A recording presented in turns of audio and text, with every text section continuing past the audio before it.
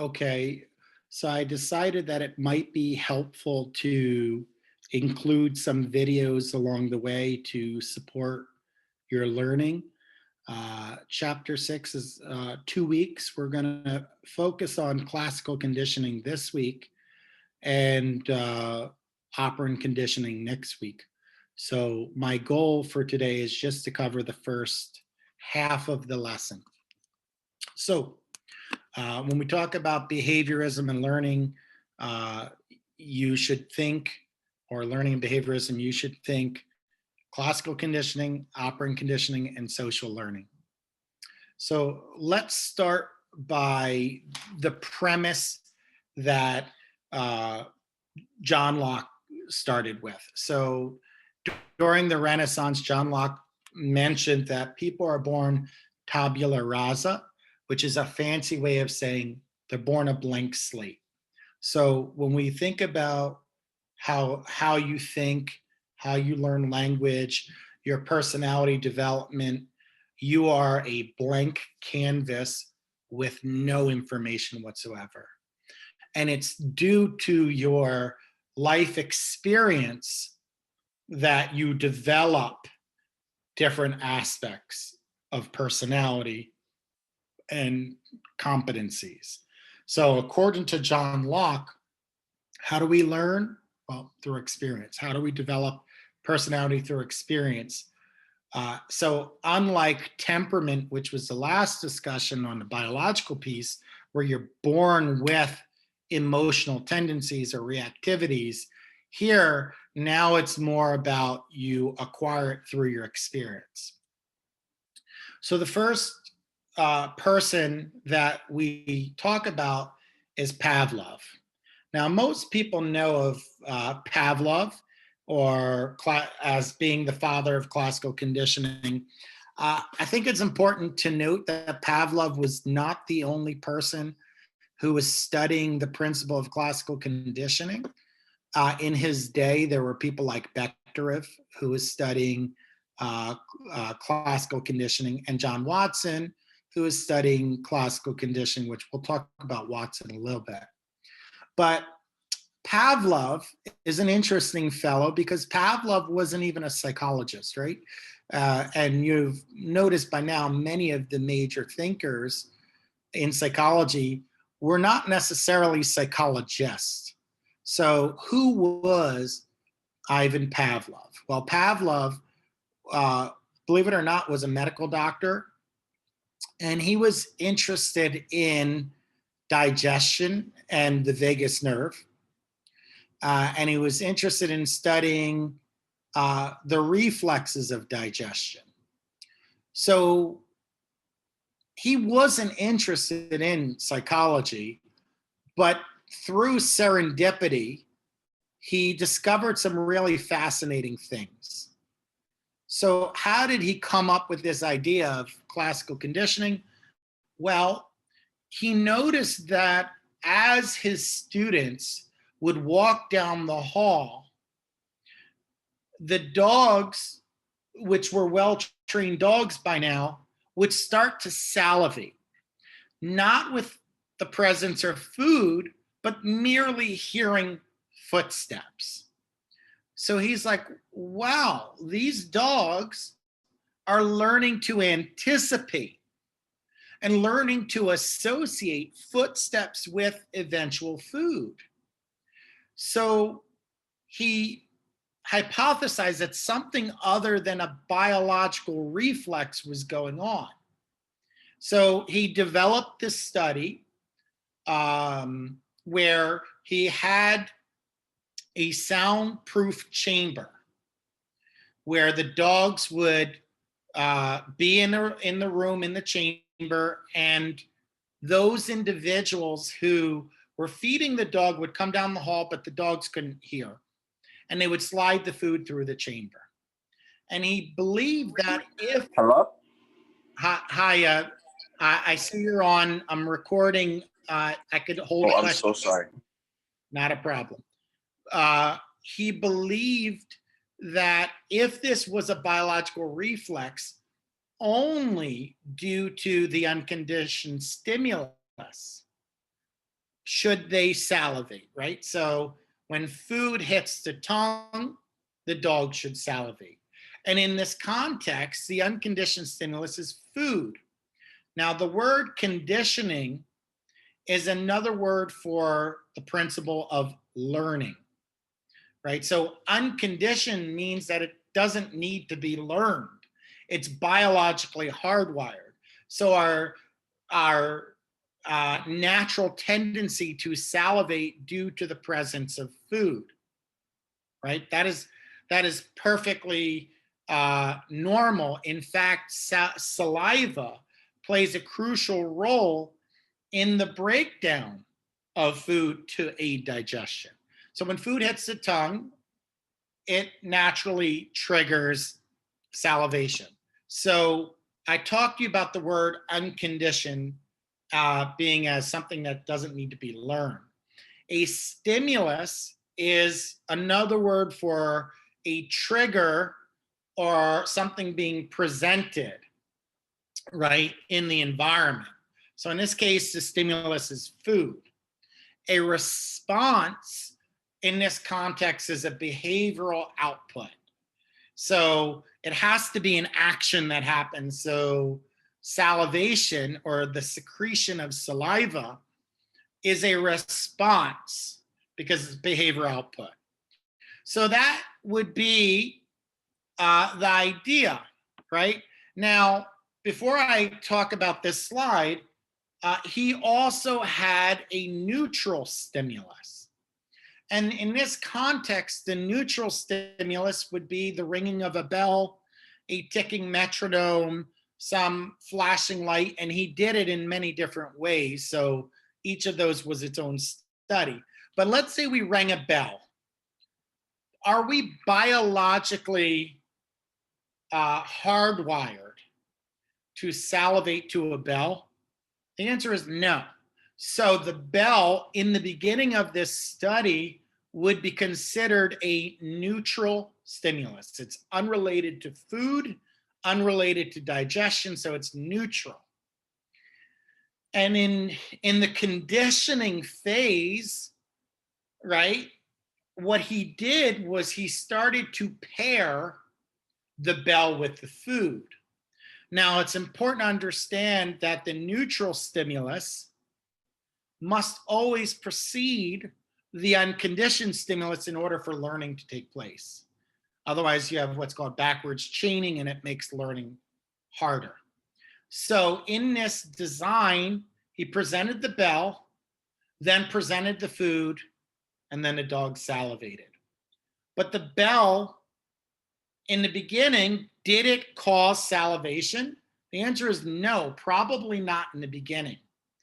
But as the conditioning phase occurs, which is phase 2, learning, conditioning is learning is starting to take place. And what is that learning?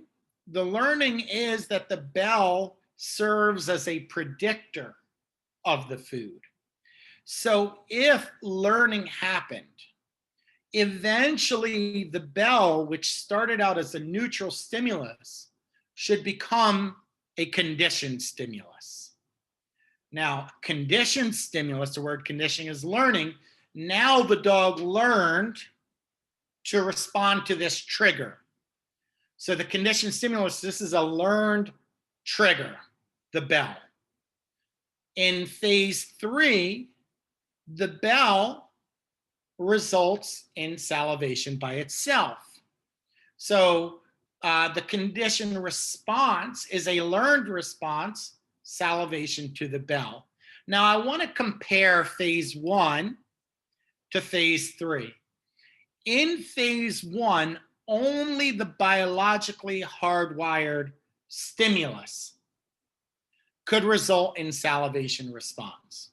But through pairing the bell with the food, eventually the dog learns the bell is a predictor of food, and then the dog will eventually salivate due to the bell alone. Now, how do you know if the dog is salivating due to the bell or the food? Well, in phase 3, the cool thing is that they didn't present the food. All they did was ring the bell, and then the dog salivated. And what is even cooler is that the dog salivated to the bell the same as if it were the food and the same level of saliva secretions. So that demonstrated that the dog learned. And through this Tower of Silence study that Pavlov put together, he demonstrated the principle of classical conditioning. Now, I will say that Pavlov went on to win the Nobel Prize, but not for classical conditioning. It was through his study of the vagus nerve and the gut. So, really brilliant guy, but he stumbled upon classical conditioning. Other principles that are important to classical condition is something called stimulus generalization and stimulus discrimination. So in the stimulus generalization concept, if you have a stimulus that results in a conditioned response, so in this case, a bell results into salivation. Other things that sound similar to a bell might also result in salivation, even though the dog wasn't trained with that. So if you had a keyboard, which could make a bell sound, but it wasn't actually a bell, because the sound is similar to the conditioned stimulus, it will also elicit a conditioned response. So I'll say that in different words. Triggers or stimuli that are similar to the conditioned stimulus could also elicit a conditioned response. That is stimulus generalization. Now, stimulus discrimination is your ability to determine differences between stimuli, to discriminate between stimuli, being able to detect differences. So, in the case of stimulus discrimination, that would mean that you do not get a conditioned response to stimuli that are very dissimilar to the conditioned stimulus. So remember how I said if you pressed a keyboard and it had a bell sound, you know, the fancy sounds on keyboards today, that might result in salivation. But if you dropped a book on the floor, because it doesn't have the sound frequency that's similar to the bell, the dogs are not going to salivate because it's so different.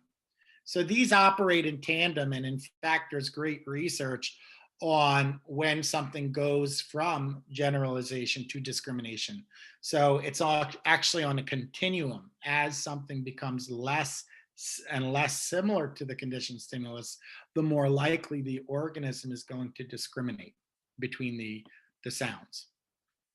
The other thing is we want to be able to extinguish behavior. So the process of extinction is when you uncouple the two stimuli.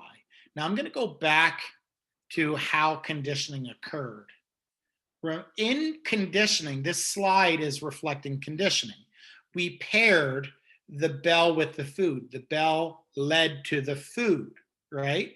So what would happen if for a long period of time, we just presented the bell and never presented food, right? So that's what I mean by uncoupling the two, unlinking the bell with the food.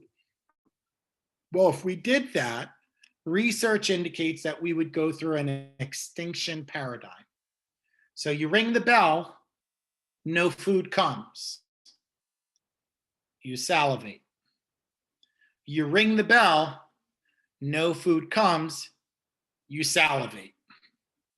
You ring the bell, no food comes, you're like, why am I salivating? So eventually you salivate less, less, less.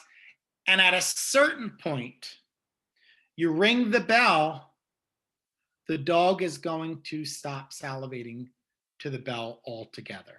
So extinction is the process by which when you uncouple the conditioned stimulus with the unconditioned stimulus, eventually the conditioned response stops. Now, before I go further, the question becomes, well, did the dog just forget? Maybe the dog forgot.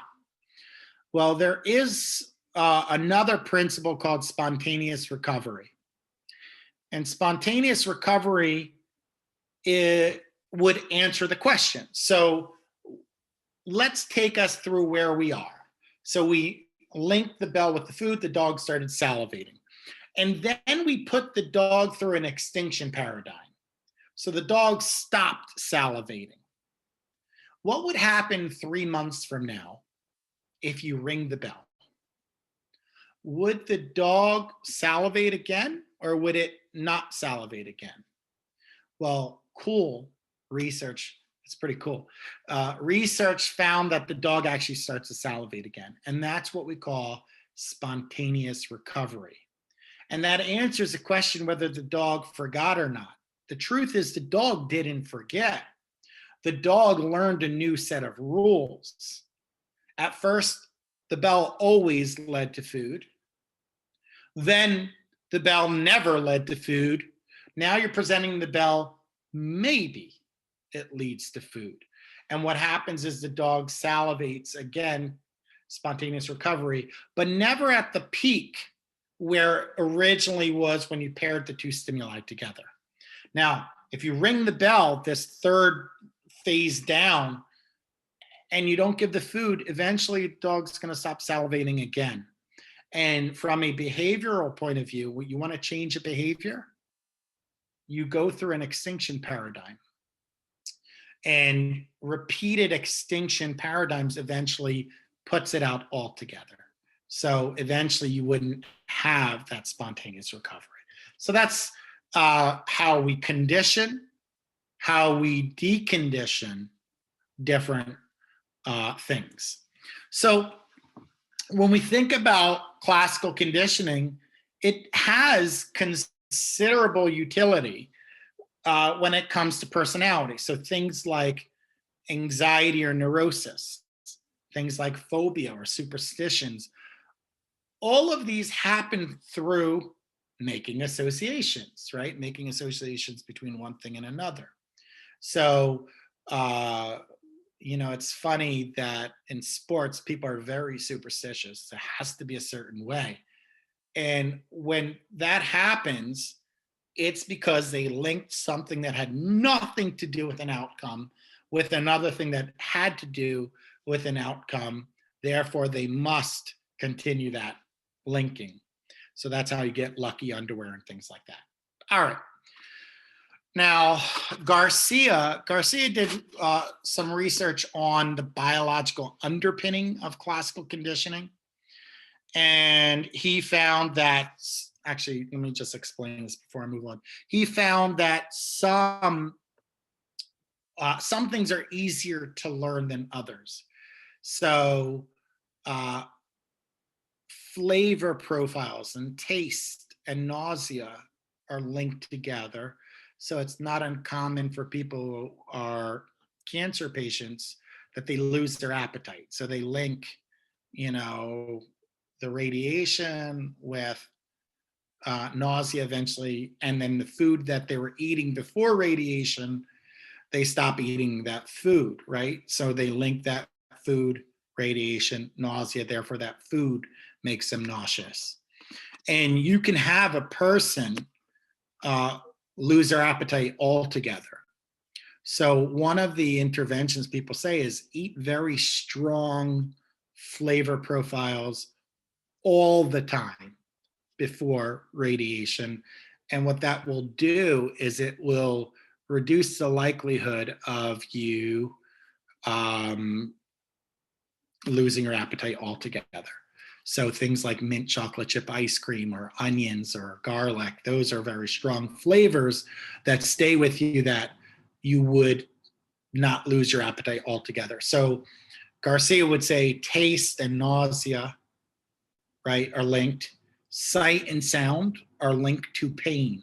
So organisms link flashes of light and loud noises with pain easier. So understand that certain stimuli are more hardwired within you for you to learn them than others. So when we link a bell with food, it might have been harder to link something else necessarily with food. And that's what Garcia did with his research, is to demonstrate, as I said, different stimuli, different organisms respond more preferably to than others. So the next person that we talk about, and in terms of American psychology, John Watson contributed a lot. And in terms of the term behaviorism, he's actually credited with being the originator of behaviorism. I think in 1913, he wrote an article, Psychology as a Behaviorist Sees It, or from a behaviorist standpoint. And there he set down the principles of behaviorism. So he's known as founding it. Now, what's interesting is John Watson takes classical conditioning and applies it to human beings. If we were to think of Pavlov, well, Pavlov, what was his research? Well, his research was on animals, dogs salivating, right? So for Watson to shift it to human beings is important, right? So we see behaviorism works for all organisms, animals, both human animal and the non-human animal alike. Now, he also was reacting in the early 1900s to some of the principles of Freud. So before the early 1900s, Freud had a strong influence, right? And there was a shift in the 1910s through 20s and all the way to eventually the 60s for a behaviorist emphasis. And we'll talk about other schools of thought that emerged later. But this is really a second wave. So they wanted to make it clear that they want to measure directly observable behavior. They don't want to study the unconscious like Freud. They also don't want to study through introspection like Wilhelm Wundt and E.B. Titchener. They're not interested in introspection. They want to know environmental stimulus, behavioral response. So focus on directly observable things. Now, again, he also makes it clear that John Locke is the tabula rasa approach is where he's at. He has a famous quote before the Baby Albert study where he said, give me, I don't remember if it was 10 or 12 kids. And he said, I'll make one a doctor, I'll make one a lawyer, I'll make one a criminal, etc. So the implication was that no matter who you are and how you're born, a person could be shaped, their behavior could be shaped such that they could have a given outcome. Their personality could be shaped. All right. So the little Albert or the Baby Albert study is the same idea. It's the same idea of classical conditioning, but in this case, the conditioning is of fear, right? So Baby Albert was an infant, about 10 months old, and his parent agreed to have him participate in this study.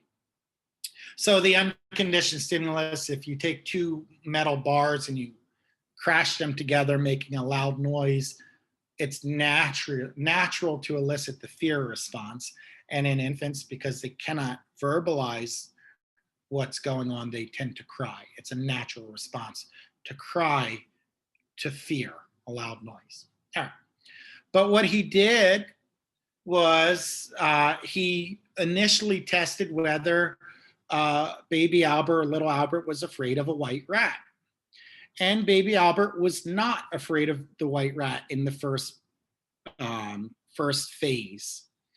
But in phase 2, called the conditioning phase, he linked the rat with the loud noise.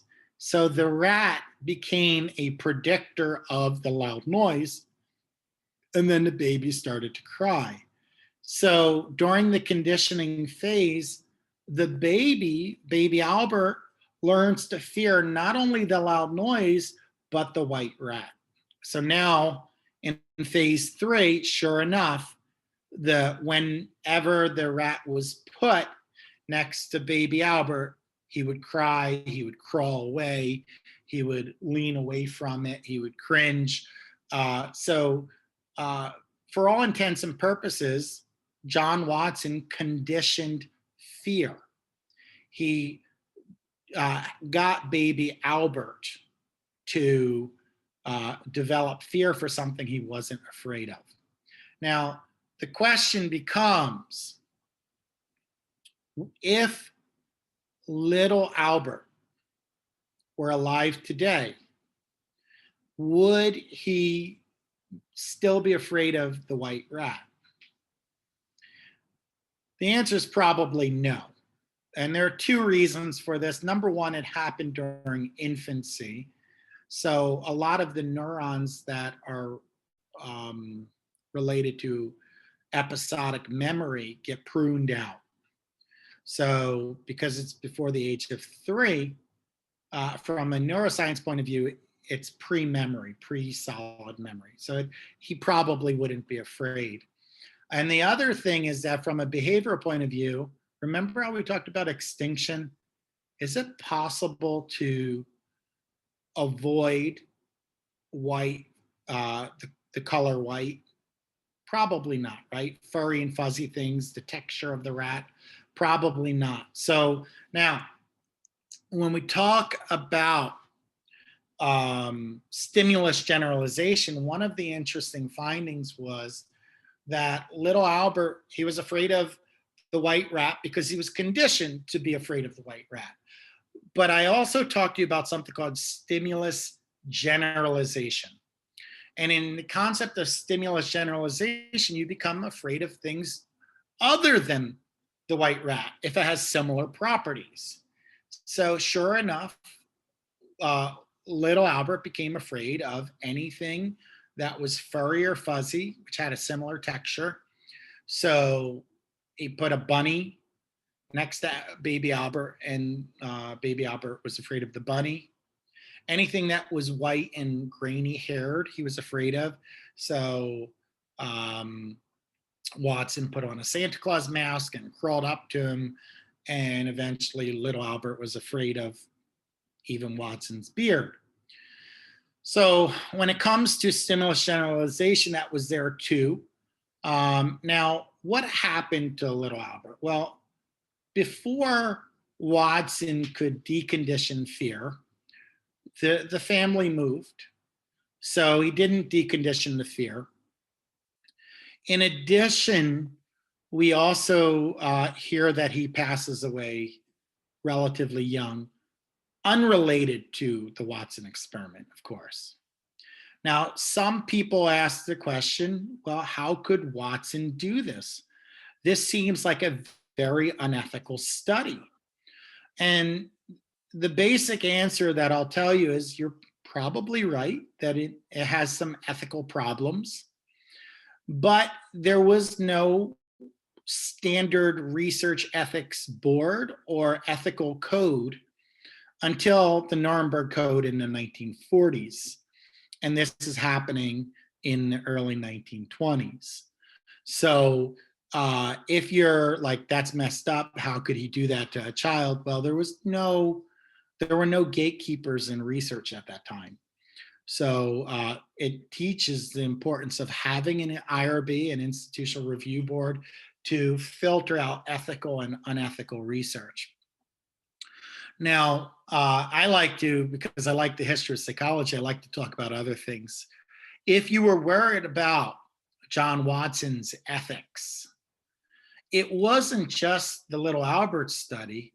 John Watson is an interesting character because when he went into academia, he was replacing a professor who was caught coming out of a brothel. And in that time, that was pretty commonplace, right? That people would visit brothels, but it was also still taboo. So John Watson replaces as chair a person who had a sex scandal. So 10 years later, turns out that John Watson was having an affair with one of his students, Rosalie Rayner, who actually was the second author on the Little Albert study. But this affair went on for quite some time. And in those days, if you were a faculty mentor, it wasn't uncommon for people to come to your house and, spend the weekends there, and the faculty might have you over for dinner and things like that. And for several years, John Watson is having an affair with Rosalie Rayner. And eventually his wife finds out, finds love letters between the two of them, and posts them in the Baltimore Sun. And then John Watson's career is history in terms of teaching. Now, some of you are like, right on that, he got what he deserved. And in some ways, I think he did get what he deserved. But, history isn't always fair. The end result of John Watson leaving academia was that he becomes a consulting psychologist at IBM and becomes very, very wealthy. And even though his first wife divorced him, he winds up marrying Rosalie Rayner, and they have a long marriage together as a function of that, or had, because he's deceased today. But I tell this story because there are so many interesting pieces of wisdom that come out of this story. The first piece of wisdom is, the importance of ethical research and all of that, and the importance of the IRB. But the second thing is, the abuse of power that can occur, especially at that time when, women were conditioned to feel less than, even though they're not less than, and the abuse of power that can occur from a faculty member to a student, and so many other principles are there that I figured I'd share that story. Okay, so now let's talk about deconditioning fear, right? So if Little Albert study demonstrates that you can learn to have fear, well, then we need to have a study that demonstrates that just like you can learn to develop fear, you can also learn to develop and overcome fear. So we talked about Little Albert, and now we'll talk about Little Peter. And Little Peter was afraid of rats, right? Not rats, rabbits, forgive me. And so he worked with Mary Cover Jones to eventually separate whatever the linkage was to decondition fear. So as I said, if you uncouple the conditioned stimulus with the unconditioned stimulus, then eventually you can overcome fear. And sure enough, systematic desensitization is an effective treatment of phobias. It's used today where you gradually face your fear, slowly introduce you to whatever you're afraid of, and your body naturally self-regulates, and eventually you overcome it, because whatever was attached to the exposure of rabbits or snakes or blood or whatever your fear is, eventually you learn that you're safe and you overcome it. Now, exposure treatment, which systematic desensitization is an exposure-based treatment, has come a long way. So we used to have to expose you to the feared object or use imagery of the feared object, mental imagery. But now we have virtual reality, and virtual reality is great. It's a really good tool because we can help you overcome phobias and PTSD and things like that using the same principles, but in VR. Now, I'm sure you've seen that there are many companies that have come out with equipment for virtual reality. A lot of research was discarded, or people decided not to do, because virtual reality interventions were expensive. But now for a couple $100 and a Samsung phone, you could do virtual reality. or I guess Facebook is coming out with Oculus, which is another virtual reality platform. But we can do treatment and modify your emotions as a function of behavioral intervention. Another intervention that comes out of classical conditioning is we can use classical conditioning to get you to stop enuresis or bedwetting. So we could link a loud noise, which is an alarm bell, with you wetting the bed and having you wake up. Eventually, well, what preceded you wetting the bed? A full bladder. But you don't notice that, right? You don't notice you had a full bladder.